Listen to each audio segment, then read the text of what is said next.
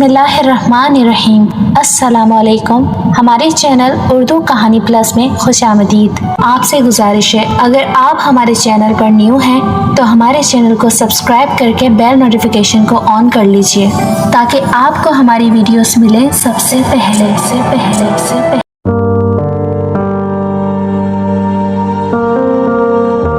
मेरा शोहर मेरे लिए बहुत ही नायाब था। फौज में होने की वजह से उन्हें सिर्फ 15 दिन की छुट्टी मिलती। मुझसे कहने लगे कि आओ हम कैलाश और चित्राल वगैरह घूम फिर आते हैं। घूमेंगे फिरेंगे तो दिमाग तरोताज़ा हो जाएगा। वैसे भी मेरी सोहबत तुम्हें फिर मैसर नहीं होगी। मैं अपने शोहर की बातें सुनकर परेशान हो जाती थी। 15 दिन बाद उनकी छुट्टी ख़त्म हो जानी थी, इसलिए हम लोग शाम को ही घर से निकल पड़े। पर हमें ये नहीं पता था कि वादी कैलाश जैसी खूबसूरत जगह में हमें क्या क्या देखने को मिलेगा और वो वाक़यात जो हमें सारी ज़िंदगी भूल नहीं पाएंगे। खैर, मुख्तसर ये कि मैं अपनी कहानी शुरू करूँगी। ये शाम का वक्त था जब हम लोग वादी कैलाश में पहुँच चुके थे। वादी में काफ़ी सारी जगहें ऐसी थी जो कि सयाहों के लिए बनाई गई थी और यहाँ पर होटल वगैरह भी रहने के लिए मिल जाते थे। उन सब में कोई मसला नहीं होता, लेकिन वहाँ पर बदकिस्मती ये हुई कि हम लोग तकरीबन रात के 2 बजे वहाँ पहुँचे थे। अब रात इतनी हो गई थी, कोई भी होटल खुला हुआ नहीं था। जो होटल खुले थे उनमें जगह नहीं थी। मैं और मेरा शोहर गाड़ी में ही सोने की तैयारी कर रहे थे कि हमें दूर से एक आदमी आता दिखाई दिया। उसने जगह सा रखा था, हमारे करीब आकर बोला, क्या बात है, आप लोगों को किसी मदद की ज़रूरत है? जी हाँ, हमें रहने के लिए होटल नहीं मिल रहा। तुम लोगों का बजट क्या है? उस आदमी ने अंग्रेजी लफ्ज़ बोला तो हम हैरान हो गए। यहाँ पर वादी के बाकी लोग कुछ और तरह से बोल रहे थे। उस आदमी का लहजा मुख्तलिफ था। हमने उसे बताया कि बजट की फ़िक्र नहीं है, हमें रहने के लिए एक कमरा चाहिए। बोला कि यहाँ पर बहुत सारे लोग होटल के बजाय घरों के कमरे में रहते हैं। अगर तुम लोग मुनासिब समझो तो मेरे घर चलो। मैंने भी 2-3 लोगों को अपने घर में स्टे दिया हुआ है। मैं वहाँ पर तुम लोगों को रहने के लिए जगह और खाना पीना भी मुहैया कर दूंगा। मुझे तुम लोग होटल वाले पैसे ही दे देना, पर तुम लोगों को सब सहूलियात घर वाली मिलेंगी। उसने ये बात मुस्कुरा कर कही थी। हमें अच्छा लगा कि चलो कोई तो मेहमान नवाज इंसान नजर आया जो कि इस मुश्किल घड़ी में हमारी मदद करने को तैयार है। वो आदमी हमारे साथ ही गाड़ी में बैठ गया और हमें अपने घर ले गया। उस आदमी का घर बहुत ही खूबसूरत जगह पर वाक़या था। हमने गाड़ी की लाइट में देखा, आसपास केले के बहुत सारे दरख्त थे। सहन में केले के पत्ते बिखरे पड़े थे। मेरे शोहर को केले बहुत पसंद थे। वैसे भी वो जिम वगैरह भी बहुत करते थे, तो फलों का इस्तेमाल बहुत ज़्यादा करते थे और कभी कभार तो उनको देखकर लगता जैसे ही रोटी की जगह भी फल खाते हैं। बहरहाल हम लोग ऊपर वाले कमरे में आ गए। उस आदमी ने हमें कहा कि तुम लोग इस कमरे में सो सकते हो। सुबह में तुम लोगों को 6 बजे नाश्ता देने के लिए आऊँगा। हम लोग उस कमरे में आए तो मुझे ये कमरा अजीब सा लगा। कमरे में केलों की खुशबू आ रही थी। लगता था जैसे इस घर में और कुछ हो ना हो। केले बहुत ज़्यादा हैं। खैर से मैंने अपने शौहर से कहा कि मैं सोने लगी हूँ, मुझे बहुत नींद आई थी, पर उनके चेहरे पर परेशानी इस कदर थी कि मैं बता नहीं सकती। मैंने पहली बार अपने शौहर को इतना परेशान देखा था। उन्हें इस तरह फिक्रमंद देखकर मैं भी परेशान हो गई। कहा कि क्या बात है? बोले कि इस कमरे में 2 दरवाजे हैं। समझ नहीं आता कि एक दरवाजे को तो मैं अंदर से बंद कर लूँगा, लेकिन दूसरे दरवाजे की कुंडी नज़र नहीं आ रही। वो आदमी भी सोने के लिए चला गया है। मुझे अच्छा नहीं लग रहा कि मैं तुम्हें इसी तरह सोने के लिए कहता रहूं और ये कमरा भी गैर महफूज हो तो फिर क्या करना पड़ेगा? मैंने अपने शौहर से कहा, करना क्या है, हम ऐसा कर लेते हैं कि इस दरवाजे को खोलकर देखते हैं आगे क्या है। अभी हम जाग रहे हैं, सो गए तो सोया हुआ इंसान मौत के करीब होता है। हमें क्या पता कि कोई यहाँ आकर क्या कर जाए। फिर मेरे शौहर ने उस कमरे के दरवाजे को खोलने की बहुत कोशिश की। बिलाखिर वो दरवाज़ा खुल गया। आगे एक और कमरा था जिसमें कदरे अंधेरा था।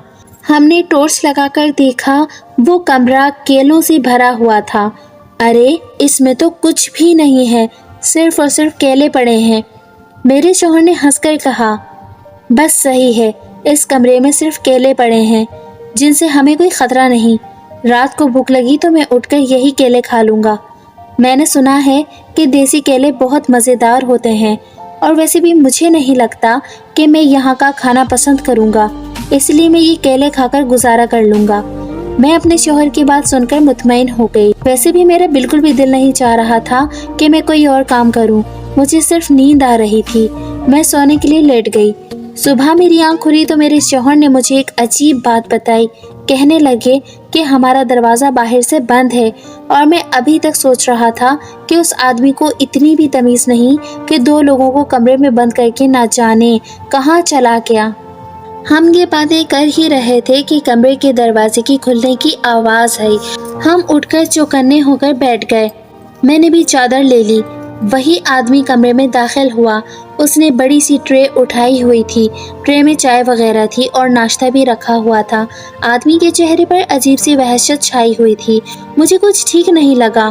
میرے شوہر سے کہنے لگا کہ آپ ناشتہ کر لیں، پھر گھومنے پھرنے چلے جائیے گا۔ ابھی میں بھی گھر سے نکل رہا ہوں، آپ لوگوں کو چابی دے جاؤں گا، آپ لوگ خود ہی آ کر کمرے کا دروازہ کھول کر اپنی چیزیں اٹھا لینا۔ ہم نے اس کی بات پر کوئی اعتراض نہیں کیا، لیکن یہ بات عجیب تھی کہ اس نے ہمارے کمرے کے دروازے کو باہر سے بند کیا تھا۔ اسی بات پر میرے شوہر بھی کافی زیادہ فکر میں تھے۔ خیر میں تو ناشتہ کرنے لگی، پر میرے شوہر نے کہا کہ میں ناشتہ نہیں کروں گا، تم کھانا کھاؤ، میں اس کمرے سے جا کر کیلے لے آتا ہوں، میں کیلے کھا کر گزارا کر لوں گا۔ یہ پراٹھے اور گھی والی چیزیں مجھے ہرگز پسند نہیں۔ میں ان کی پسند ناپسند کو اچھی طرح سمجھتی تھی، اس لیے میں تو ناشتہ کرنے لگی، جبکہ وہ خود جا کر اس کمرے سے 2-3 کیلے اٹھا لائے۔ ہم نے کمرے کا دروازہ اندر سے بند کر رکھا تھا، لیکن مجھے عجیب سا ڈر تھا۔ ایسا لگ رہا تھا جیسے کچھ بہت غلط ہونے جا رہا ہے، پر میں نے اپنے شوہر کو یہ بات محسوس ہونے نہیں دی۔ میں نے ناشتہ کیا۔ ناشتے کے بعد مجھے یاد نہیں کہ کیا ہوا، شاید مجھے گہری نیند آ گئی تھی۔ جب میری آنکھ کھلی تو میرا شوہر میرے پاس ہی بیٹھا تھا۔ احسان کہنے لگے کہ تمہیں سوئے ہوئے 2 گھنٹے گزر چکے ہیں۔ میں نے آنکھیں پھاڑ کر ان کی طرف دیکھا۔ 2 گھنٹے میں کیسے سو گئی؟ میں تو ابھی جاگی تھی، ناشتہ کیا تھا میں نے بس۔ ہاں ناشتہ ہی کیا تھا تم نے، لیکن لگتا ہے بہت لذیذ کھانا تھا جسے کھا کر تمہیں نیند آ گئی، انہوں نے سنجیدہ لہجے میں کہا۔ ان کے لہجے میں طنز بھی تھا۔ مجھے اپنے شوہر کا ناراض ہونا بالکل سمجھ نہیں آیا تھا۔ خیر میں اپنی جگہ سے اٹھی۔ میں نے دیکھا میرے شوہر نے کمرے کا دروازہ اندر سے کنڈی لگا کر بند کر رکھا تھا، اور کچھ بھاری چیزیں بھی دروازے کے آگے رکھی ہوئی تھی۔ تھوڑی دیر کے بعد دروازہ بجنے لگا۔ میرے شوہر نے اندر سے پوچھا، کیا بات ہے؟ وہی آدمی تھا جو کہ ہمیں ناشتہ دینے آیا تھا۔ بولا کہ آپ لوگوں نے گھومنے پھرنے نہیں جانا کیا؟ میرے شوہر نے کہا کہ ہاں جانا تو ہے۔ بولا کہ بھئی دروازہ کھول لو، میں نے تمہیں کچھ چیزیں دینی ہیں، یہاں گھومنے پھرنے کے لیے تمہیں ایک پانی کی بوتل کی ضرورت پڑے گی۔ میرے شوہر نے کمرے کا دروازہ کھولا۔ وہ آدمی واقعی میں پانی کی بوتل لیے کھڑا تھا۔ بولا کہ اسے اپنے ساتھ رکھنا۔ ہم نے اس سے پانی کی بوتل لے لی۔ میرے شوہر نے میری طرف عجیب سے انداز میں دیکھا اور پھر کہنے لگے، آؤ چلو اس کمرے میں چلتے ہیں، مجھے بھوک لگ رہی ہے، میں مزید کیلے کھانا چاہتا ہوں۔ مجھے اپنے شوہر کی ہر بات عجیب لگ رہی تھی۔ ابھی تو انہوں نے کیلے کھائے تھے، ایسی بھی کیا بھوک کہ وہ بار بار کیلے ہی کھائے جا رہے تھے؟ خالی ناشتہ بھی تو کر سکتے تھے۔ خیر ہم لوگ پھر سے اس کمرے میں چلے گئے۔ میرا شوہر ان کیلوں کو ہٹا کر دیکھنے لگا۔ وہ کیلے اس قدر زیادہ تھے کہ پورے کمرے میں بس کیلے ہی کیلے نظر آ رہے تھے۔ میرا شوہر مشکوک انداز میں نظریں گھما رہا تھا۔ اس نے مجھے کہا کہ تم کیلوں کو تہہ کر کے ایک طرف رکھنا شروع کر دو۔ میں نے کہا، یہ کیا بات ہوئی؟ یہ ہمارا کام تو نہیں ہے۔ انہوں نے مجھے خاموش رہنے کا اشارہ کیا اور بولے، جو میں کہہ رہا ہوں وہی کرو۔ میں کیلے اٹھا کر ایک طرف رکھنے لگی۔ میں تو ہمیشہ سے ان کی فرما بردار بیوی تھی، کبھی سوال یا جواب نہیں کیا کہ مجھے یہ کام کرنے کو کیوں کہہ رہے ہیں۔ کیلے اٹھاتے ہوئے مجھے 10 منٹ ہی گزرے تھے کہ میری نظر ایک انسانی انگلی پر پڑی۔ یہ دیکھ کر میرے تو ہوش ہی اڑ گئے۔ میں نے بے یقینی سے ان کی طرف دیکھا، وہ بھی اسی طرف دیکھ رہے تھے۔ ہم نے دیکھا یہ ایک انسانی پاؤں کی انگلی تھی۔ مزید کیلے ہٹانے پر ہمیں معلوم ہوا کہ وہ ایک انسانی پاؤں تھا۔ ہم نے اسے پکڑ کر کھینچا۔ میری چیخ نکلنے لگی کہ احسان نے میرے منہ پر ہاتھ رکھ دیا۔ وہ ایک لڑکی تھی، جوان لڑکی کی لاش جسے کیلوں میں دبا دیا گیا تھا۔ لڑکی بہت خوبصورت تھی۔ اس کے جسم پر کسی قسم کا کوئی نشان نہیں تھا، بس اسے یہاں پر پھینک دیا گیا تھا۔ ایسا لگتا تھا جیسے کہ یہ کسی لڑکی کی قبر ہو۔ یہ کمرہ قبر سے کم معلوم نہیں ہوتا تھا۔ یہ تو اب مجھے کوئی بھوتیا کہانی معلوم ہونے لگی۔ میں نے اپنے شوہر سے کہا کہ یہ لڑکی کی لاش یہاں کیسے آئی؟ کہنے لگے کہ تم ایسا کرو، کمرے کی لائٹ آن کرو، میں دیکھتا ہوں کہ کیا معاملہ ہے۔ میں نے فوراً چھت پر کمرے کی دیوار پر ہاتھ مارا۔ میرا ہاتھ بجلی کے سوئچ پر لگا۔ ہاتھ لگتے ہی کمرہ روشنی میں نہا گیا۔ خوش قسمتی سے اس وقت بجلی تھی۔ میں نے دیکھا پورے کمرے میں کیلے ہی کیلے تھے کہ وہ لڑکی نیچے فرش پر پڑی تھی۔ اوپر تقریباً 1-2 من کیلے رکھے ہوئے تھے۔ لڑکی کی لاش سے بھی اب بدبو آنے لگی تھی۔ لاش کافی پرانی معلوم ہوتی تھی۔ مجھے یہ بات بہت عجیب لگی۔ میں رونے لگی۔ میرے شوہر نے کہا کہ تم اپنا منہ بند رکھنا، اب ہمیں یہاں سے جلدی نکلنا ہوگا، کیونکہ مجھے لگتا ہے ہم غلط جگہ پر آ گئے ہیں۔ ابھی ہم یہ باتیں ہی کر رہے تھے کہ میری نظر پیچھے کھڑے آدمی پر پڑی۔ میں تو اپنی جگہ پر سن ہو کر رہ گئی۔ یہ آدمی کوئی اور نہیں بلکہ وہی انسان تھا جس نے ہمیں رات کو پناہ دی تھی۔ پھر اس وقت وہ بہت زیادہ وحشت زدہ لگ رہا تھا۔ اس کی آنکھیں لال سرخ ہو رہی تھی، جبکہ قد بھی معمول سے زیادہ لمبا لگ رہا تھا۔ رات کو تو میں نے اسے ٹھیک سے دیکھا ہی نہیں تھا۔ وہ ہماری گاڑی میں بیٹھ کر ہمیں یہاں تک لے آیا تھا، پر اب بھی اس کے خد و خال واضح ہو رہے تھے۔ وہ بہت خطرناک آدمی معلوم ہوتا تھا اور میرے شوہر کے عین پیچھے کھڑا تھا۔ اس سے پہلے کہ وہ اپنے ہاتھ میں اٹھائے برچی میرے شوہر کے سر پر مارتا اور انہیں بے ہوش کرتا، میں نے زوردار چیخ ماری۔ میرا شوہر سیکنڈ کے 1000ویں حصے میں پیچھے پلٹا۔ اسی آدمی پر نظر پڑتے ہی اس کے ہاتھ سے برچی چھینی، اس کے پیٹ میں ایک زوردار لات رسید کی اور مجھے یہاں سے نکلنے کا کہا۔ میں تو بہت ڈر گئی تھی، مجھ سے ہلا بھی نہیں جا رہا تھا۔ انہوں نے میرا ہاتھ پکڑ کر باہر کھینچا۔ وہ آدمی اپنا سر ملتا ہوا اٹھا اور ہمارے پیچھے بھاگا۔ میرے شوہر نے مجھے گاڑی تک بھاگنے کا کہا۔ ہم اپنا موبائل فون بھی نہیں اٹھا سکے تھے۔ میں بھاگتی ہوئی نیچے پارکنگ ایریا میں پہنچی، جہاں پر ہم نے اپنی گاڑی کو پارک کر رکھا تھا۔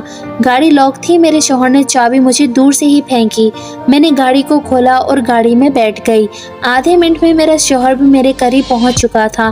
وہ بھی آ کر گاڑی میں بیٹھے۔ اتنے میں وہ آدمی بھی ہمارے پیچھے پیچھے پہنچ گیا۔ اس سے پہلے کہ وہ ہمیں کچھ کہتا، میرے شوہر نے گاڑی کا دروازہ مضبوطی سے بند کر دیا اور گاڑی لاک ہو گئی۔ اس بدبخت نے کہیں سے ایک چھوٹا سا پتھر اٹھایا اور پچھلے شیشے پر دے مارا۔ گاڑی کا شیشہ ٹوٹ گیا۔ اس کا ہاتھ ہم تک پہنچتے پہنچتے رکا۔ شوہر نے گاڑی اسٹارٹ کر دی۔ گاڑی بھگانے میں کامیاب ہو گئے تھے۔ میرا دل زور زور سے دھڑک رہا تھا، آنکھوں سے آنسو بہہ رہے تھے۔ مجھے اپنا شوہر واقعی میں کوئی ہیرو معلوم ہو رہا تھا۔ اب مسئلہ یہ تھا کہ ہمارے پاس موبائل فون بھی نہیں تھا۔ میرے شوہر کے پاس ایک چھوٹا فون ہمیشہ جیب میں رہتا تھا۔ اس فون سے صرف کال ہی ہو سکتی تھی۔ انہوں نے مجھے فون پکڑایا اور بولے اس نمبر پر کال ملاؤ۔ میں نے کال ملائی۔ مجھے قریبی پولیس اسٹیشن کا پتہ معلوم ہو گیا۔ میں نے اپنے شوہر کو بتایا۔ یہ پوچھتے پاچھتے پولیس اسٹیشن تک پہنچ گئے۔ میں ابھی تک اس واقعے کے زیر اثر تھی۔ مجھے رہ رہ کر کیلوں والی وہ لاش یاد آ رہی تھی جو کہ ہم نے وہاں دیکھی تھی۔ پھر اس آدمی کا ہم پر حملہ کرنا، اوف خدایا، یہ کوئی برا حادثہ تھا جو کہ ہوتے ہوتے رہ گیا۔ میں اپنے شوہر کی گاڑی میں ہی بیٹھی ہوئی تھی۔ میرے شوہر نے کہا کہ تم بھی میرے ساتھ اندر تھانے میں چلو، ہمیں یہاں پر رپورٹ کرنے کی ضرورت ہے۔ جو ہمارے ساتھ ہوا وہ کوئی عام بات نہیں تھی، ضرور اس کے پیچھے کوئی پوری کہانی ہوگی۔ وہ آدمی تو مجھے شروع سے ہی ٹھیک نہیں لگ رہا تھا۔ میں اپنے شوہر کے ساتھ اندر اسٹیشن تک آئی۔ میرے شوہر نے پولیس کو بیان دینے کی کوشش کی۔ پولیس والا بولا، صاحب آپ ہی عجیب بات کرتے ہیں، یہ علاقہ بہت پرامن ہے، یہاں پر لوگوں کی عجیب و غریب رسمیں ہیں، یہ کیلوں میں ہی اپنی لاشوں کو دفن کرتے ہیں، ہو سکتا ہے کہ آپ نے کوئی قبر دیکھ لی ہو اور اب آپ یہاں آ کر ہمارا دماغ کھپا رہے ہیں۔ پولیس والا بڑے غصے میں لگ رہا تھا۔ کیلے میں لاش تو کوئی بھی دفن نہیں کرتا۔ میرے شوہر کی بات سن کر وہ آدمی ہنسا اور بولا، ارے صاحب، آپ تو شہر سے آئے ہیں، لگتا ہے کہ آپ کے پاس بہت پیسہ ہے جو آپ یہاں پر گھومنے پھرنے آ گئے۔ دراصل یہ گھومنے پھرنے والا علاقہ نہیں ہے، وہ یہاں سے 4 کلومیٹر کے فاصلے پر ہے۔ آپ لوگ غلط جگہ پر رکے ہیں، لیکن آپ کی معلومات کے لیے بتا دوں کہ یہاں پر لوگوں کے عجیب و غریب رسم و رواج ہیں، اس لیے آپ ان معاملات میں نہ ہی پڑیں تو اچھا ہے۔ ویسے اس آدمی کا نام کیا تھا؟ میں اسے بلا کر پوچھ لوں گا کہ وہ یہ معاملہ کیوں کر رہا ہے۔ عین ممکن ہے کہ وہ اس کی اپنی بیٹی یا پھر کوئی قریبی عزیز ہو۔ یہ لوگ اپنی لاشوں کے ساتھ طرح طرح کا سلوک کرتے ہیں۔ میں پولیس والے کی بات سن کر ذرا بھی مطمئن نہیں تھی، پر مجھے لگ رہا تھا جیسے کہ کوئی بہت بڑی کہانی ہے جو کھلنے کا انتظار کر رہی ہے۔ میرے شوہر نے اس پولیس والے سے اور کچھ بھی نہیں کہا اور بولے کہ ہاں، ہو سکتا ہے یہ میرا وہم ہی ہو۔ میں حیران تھی کہ وہ اتنی بڑی بات کو وہم کیسے کہہ رہے ہیں۔ مختصر یہ کہ ہم پولیس اسٹیشن سے نکلے، میرے شوہر نے مجھ سے کہا کہ ہمیں اب گھر جانا ہوگا، یہاں پر رہنے کا کوئی فائدہ نہیں ہے، مجھے ضروری کام پڑ گئے ہیں، تمہیں گھر چھوڑ کر مجھے وہ کام کرنے نکلنا بھی ہے۔ میں بہت مایوس ہو چکی تھی، اب مجھے گھومنے پھرنے کا دل بھی نہیں رہا تھا۔ میرے ساتھ جو واقعہ اور حادثہ ہو چکا تھا، اس کے بعد مجھے اپنا گھر ہی جنت لگنے لگا۔ ہم لوگ تقریباً اگلے ہی دن واپس گھر آ گئے۔ گھر پہنچے تو میرا چہرہ اترا ہوا تھا۔ میری ساس نے مجھ سے پوچھا تو میں نے انہیں ساری کہانی سنا دی۔ وہ اپنے سر کو ہاتھ مار کر بولی، مجھے پتا تھا کہ تم لوگوں کے ساتھ یہی کچھ ہوگا، کیونکہ تم لوگ جس وقت نکلے تھے وہ کوئی اچھا وقت نہیں تھا۔ ایک دن بعد میں چلے جاتے تو یہ سب نہ ہوتا۔ اب گھومنے پھرنے سے بھی رہ گئے اور دن ہی برباد ہو گیا۔ دیکھو، اس سے بری کوئی بات ہو سکتی ہے بھلا؟ میری ساس کا موڈ خراب تھا، میں نے کسی بات کا برا نہیں منایا۔ میں واپس کمرے میں آئی تو میں نے دیکھا میرا شوہر کیلے کے چھلکے ہاتھ میں لیے انہیں گھور رہا ہے۔ مجھے اب ان کیلے کے چھلکوں سے وحشت ہونے لگی تھی۔ میں نے کہا کہ یہ آپ کیا کر رہے ہیں؟ کہنے لگے کہ میں جو بھی کر رہا ہوں اس معاملے کی تہہ تک پہنچنا چاہتا ہوں۔ وہاں پر جو لڑکی تھی وہ کون تھی؟ وہ آدمی کون تھا؟ تم نہ ہوتی تو میں اس سے اچھی طرح نمٹ لیتا، لیکن انسان کے ساتھ عورت ہو تو وہ کسی سے لڑ بھی نہیں سکتا۔ میرے شوہر نے غصے سے کہا، کیلے کا چھلکا ہاتھ میں لیے بیٹھے ہیں، اس سے کیا ہوگا؟ پھینک دیں اسے، مجھے وحشت ہو رہی ہے۔ میری بات سن کر وہ بولے، میں چپ نہیں بیٹھوں گا، جا کر اس معاملے کی چھان بین کروں گا اور دیکھوں گا کہ وہ آدمی کون تھا جس نے اس لاش کو کیلوں کے چھلکوں میں دبا رکھا تھا۔ اچھا، جانا ہے تو پھر چلے جائیں، یہ نہیں کہ اپنی بیوی کو وقت دے دیں۔ اتنے بڑے حادثے کے بعد آپ کو مجھے اکیلے نہیں چھوڑنا چاہیے۔ تم فکر نہ کرو، تم ایک فوجی کی بیوی اور بہادر ہو۔ میرے شوہر نے یہ کہا اور گھر سے نکل گئے۔ میں تو بس انہیں دیکھتی ہی رہ گئی۔ تقریباً 2-3 دن گزر چکے تھے انہیں گئے ہوئے۔ میں ان کا انتظار کرتے کرتے تھک گئی تھی۔ چوتھے دن میرے شوہر دن کے تقریباً 2 بجے گھر آئے۔ ان کے چہرے پر خوشی کے پھول کھلے ہوئے تھے، وہ کافی تر و تازہ لگ رہے تھے۔ میں نے پوچھا کہ کیا بات ہے، آپ کس کے ساتھ گھومنے پھرنے گئے تھے؟ مجھے تو لگتا ہے کہ آپ اپنی کسی محبوبہ کے پاس گئے تھے۔ یہ سن کر وہ زور سے ہنسے اور بولے، تمہیں پوری بات بتاتا ہوں، سن کر تم بھی خوش ہو جاؤ گی۔ میں اپنے شوہر کے پاس بیٹھی، اب ان کے چہرے پر پہلے کی طرح ہنسی نہیں، سنجیدگی تھی۔ بولے کہ میں اس آدمی کے پیچھے ہی گیا تھا، وہ جگہ مجھے یاد تھی، وہ گھر بھی۔ اس دن میں نے پولیس کو اپنا تعارف نہیں کروایا تھا کہ میں فوج سے تعلق رکھتا ہوں، لیکن پچھلے 2 دنوں سے میں نے اپنی شناخت کا بھرپور استعمال کیا، اور پھر پولیس کو لے کر جب وہ آدمی کے گھر تک پہنچا تو وہ پہلے ہی چوکنا ہو چکا تھا۔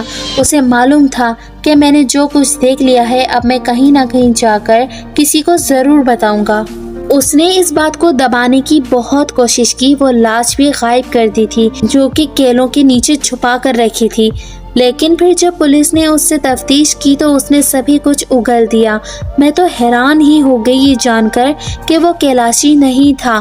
کیلاشی واقعی میں بہت پرامن ہوتے ہیں، اور چترال کا پورا صوبہ ہی امن کی وادی ہے، اور یہاں پر جو کچھ غلط ہوتا ہے وہ باہر کے لوگ آ کر کرتے ہیں، کیونکہ یہاں رہنے والے لوگوں کو نہ ہی دولت کی ہوس ہے اور نہ ہی وہ ایسے کاموں میں ملوث ہیں۔ وہ آدمی ایک ایسا انسان تھا جو نفسیاتی طور پر بیمار تھا، یہاں آ کر کافی عرصے سے رہ رہا تھا۔ اس نے کیلاشی لوگوں کو کافی بدنام بھی کیا تھا۔ یہاں کے رسم و رواج تھوڑے عجیب ہیں۔ پر اس نے اس کا بھرپور فائدہ اٹھایا اور نوجوان جوڑوں کو یہاں پر اپنے گھر میں گھیر کر لے آتا اور پھر رات ہوتی تو عورت کے ساتھ موجود آدمی کو موت کے گھاٹ سلا کر اس عورت کو اپنی تسکین کے لیے استعمال کرتا۔ بعد میں یہ اس کو بھی مار دیتا تھا۔ اللہ جانے آدمی کی لاش اس نے کہاں پھینکی، پر کچھ دن پہلے ہی کیلاش کی وادی میں ایک میاں بیوی غائب ہوئے تو لوگوں نے یہی سمجھا کہ وہ شاید واپس اپنے شہر چلے گئے ہوں، پر یہاں کی پولیس کو شک تھا کہ وہ جوڑا یہیں کہیں موجود ہے۔ تفتیش کے بعد اس علاقے میں کسی قسم کا کوئی ثبوت نہیں ملا تو پولیس نے بھی کوشش کرنا چھوڑ دی۔ ان بیچاروں کا بھی ان کا کوئی زیادہ بات چیت کرنے والا بھی نہیں تھا، ہوتا بھی تو وہ پنجاب سے خیبر پختونخوا میں آ کر کیسے پولیس کے ساتھ بات چیت کرتے۔ میاں بیوی گم ہو چکے تھے اور اس بات کا سراغ نہیں مل سکا کہ وہ کہاں گئے۔ وہ لڑکی جو ہم نے کیلوں کے جھنڈ میں دیکھی تھی وہ اسی آدمی کی بیوی تھی جو کچھ دن پہلے گم ہوا تھا۔ وہ بیچارہ پنجاب سے تعلق رکھتا تھا اور گھومنے گھمانے کے چکر میں اپنی جان کی بازی ہار بیٹھا۔ اس دن ہمیں بھی اس نے اسی نیت سے بلایا تھا، لیکن میں چوکنا ہو گیا اور اس بات کا احساس اس آدمی کو بھی تھا، اسی لیے اس نے ہمیں ناشتہ لا کر دینے کی کوشش کی۔ مجھے تو وہ ناشتہ بھی ٹھیک نہیں لگ رہا تھا، شاید اسی لیے ناشتہ کرتے ہی تمہیں نیند بھی آ گئی تھی۔ اگر میں بھی سو جاتا تو اللہ جانے کیا ہوتا۔ اور ہم نے بہت بڑی غلطی کی جو کھلے دروازے کے ساتھ اس کیلوں والے کمرے میں چلے گئے۔ ہمیں چاہیے تھا کہ ہم دروازہ بند کرتے تاکہ اس آدمی کو شک نہیں ہوتا اور پھر آرام سے وہاں سے نکل آتے، لیکن قسمت میں جو لکھا تھا وہ ہو کر رہا۔ میں اپنے شوہر کی باتیں سن کر خاموش ہو گئی اور مجھے اور زیادہ ڈر لگنے لگا۔ پہلے تو مجھے یہ بس ایک عام سی کہانی لگ رہی تھی، پھر اس کے پیچھے چھپا جرم سن کر میرے رونگٹے کھڑے ہو گئے اور میں نے ہمیشہ کے لیے توبہ کر لی کہ ایسی کسی جگہ پر رات کے وقت کبھی سفر نہیں کروں گی۔